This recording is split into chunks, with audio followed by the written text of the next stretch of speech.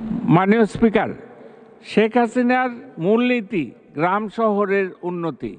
এই প্রত্যয়ে আমাদের সরকার অর্থনৈতিক উন্নয়ন ও নাগরিক সুবিধাদির অন্যতম অনুষঙ্গ হিসেবে গ্রাম ও শহরে প্রয়োজনীয় অবকাঠামো তৈরি, সংস্কার ও সংরক্ষণ করছে।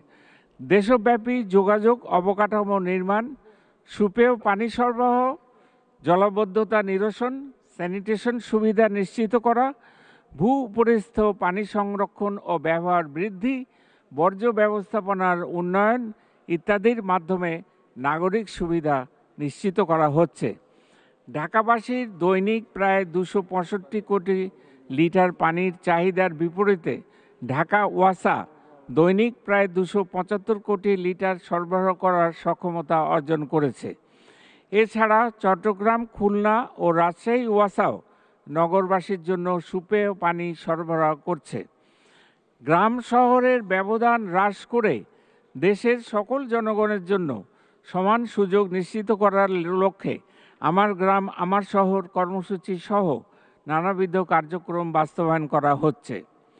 সরকার গ্রাম নির্ভর অর্থনৈতিক কর্মকাণ্ড বেগবান করার নিমিত্ত ক্ষুদ্র ঋণ কর্মসূচি, আয়বর্ধক কর্মসূচি, কর্মসংস্থান ও দক্ষতা উন্নয়ন প্রশিক্ষণ প্রদানের জন্য বিভিন্ন কার্যক্রম পরিচালনা করে আসছে।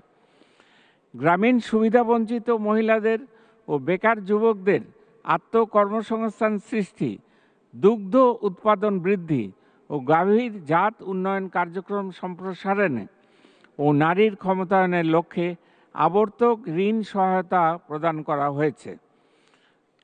মাননীয় স্পিকার, স্থানীয় সরকার ও পল্লী উন্নয়ন বাবদ আগামী 2024-25 অর্থবছরে 46,582 কোটি টাকা বরাদ্দের প্রস্তাব করছি।